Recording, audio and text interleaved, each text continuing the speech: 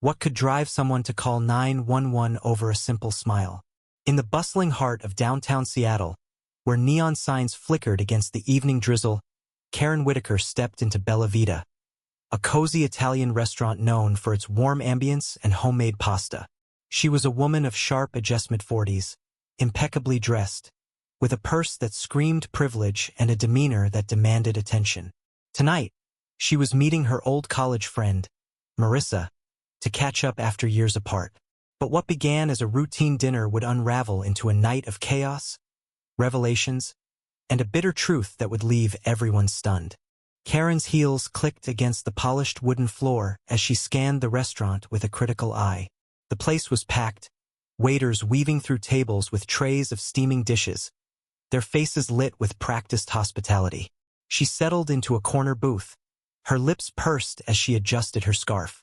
Marissa arrived moments later, her easygoing smile a stark contrast to Karen's taut expression. "This place is adorable," Marissa said, her eyes sparkling as she took in the soft glow of string lights.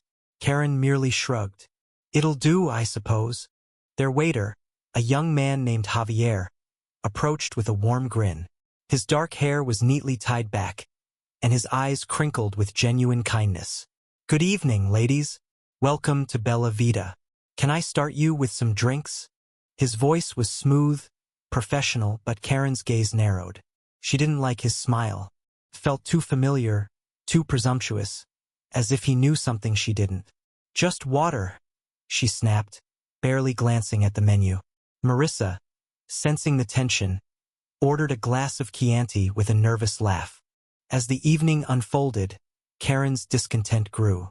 The breadbasket was too crusty, the salad overdressed, and Javier's attentive check-ins were, in her words, intrusive.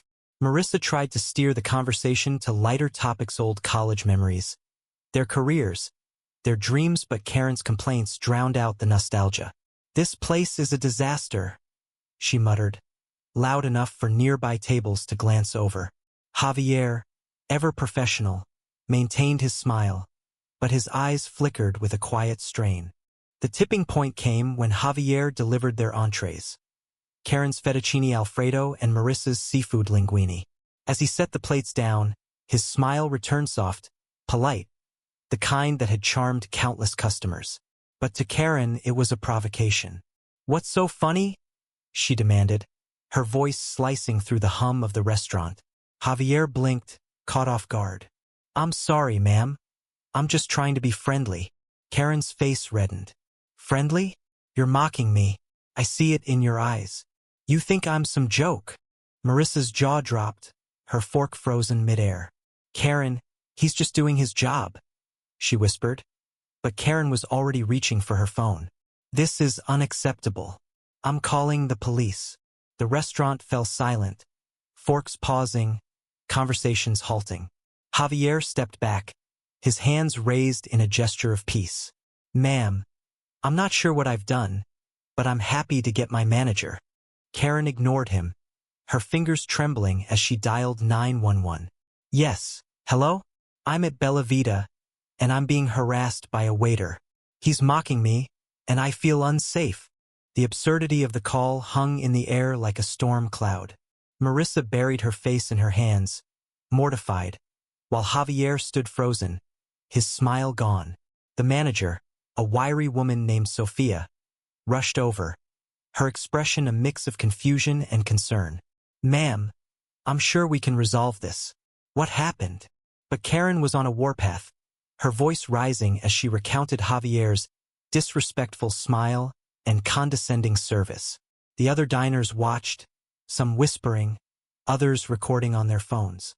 In 2025, every moment was a potential viral video. Sophia, calm but firm, offered to comp the meal, but Karen refused. "I want him fired," she demanded. "And I want the police here now." The situation spiraled as two officers arrived, their presence drawing even more attention. They listened to Karen's breathless complaints, then turned to Javier, who explained his side with quiet dignity. "I was just trying to make their evening pleasant," he said, his voice steady despite the tremor in his hands. As the officers took statements, a new figure emerged from the kitchen dishwasher named Lila, barely 20, with a nervous energy that belied her quiet demeanor. She approached Sophia, whispering urgently, her phone clutched tightly. "Sophia, you need to see this." Lila had been in the back, scrolling through X during her break, when she stumbled across a live stream from a diner's phone. The video, now gaining traction online, showed Karen's tirade in full, her complaints about the food, her snide remarks about the staff, and, most damningly, her mocking Javier's accent when she thought no one was listening. "These people shouldn't be serving us," she'd sneered to Marissa, who'd looked away, uncomfortable but silent. The twist hit like a thunderclap. Lila showed the video to Sophia, who, with a steely resolve, played it for the officers. The footage was undeniable. Karen's venomous words, her entitled tone, her cruel jab at Javier's heritage. The restaurant buzzed as diners shared the clip, the hashtag #KarenAtBellavita trending within minutes. Karen's face paled as she realized the scope of her exposure. "That's not me," she stammered, but the evidence was irrefutable. Marissa, horrified, stood and gathered her things. "Karen, I can't do this. You've gone too far." She left without another word, leaving Karen alone in the spotlight of her own making. The officers, unimpressed by Karen's backpedaling, issued a warning for misuse of emergency services. "You can't call 911 over a waiter's smile, ma'am," one said, his tone clipped. Javier, still shaken, returned to the kitchen, where his co-workers rallied around him, their anger at Karen tempered by pride in his restraint. Lila, the unexpected hero, slipped back to her dishes, her quiet courage unnoticed by most but pivotal to the night's unraveling. As Karen left the restaurant, head bowed under the weight of judgmental stares, the reality of her actions sank in. The video was everywhere: X, news outlets, even local blogs. Her name, her face, her words were now a cautionary tale. She'd wanted to assert control, to wield her privilege like a weapon, but instead, she'd exposed her own flaws to the world. The irony was bitter. In her quest to humiliate Javier, she'd humiliated herself. Back at home, Karen sat in the dark, her phone glowing with notifications she couldn't bear to read.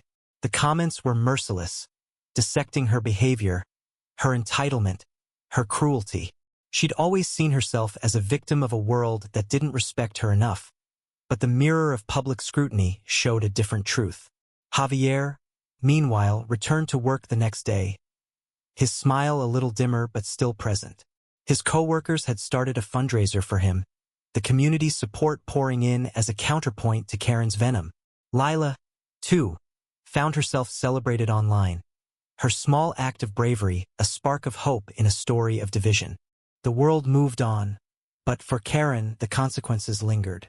She'd dialed 911 to assert her power, but all she'd done was amplify her shame. The restaurant's warmth, Javier's kindness, Lila's courage, they were the true story, the one that would outlast her outburst. And in the end, the bitterest truth was this: Karen hadn't just insulted a waiter, she'd insulted the very humanity she'd failed to see in others. Nd.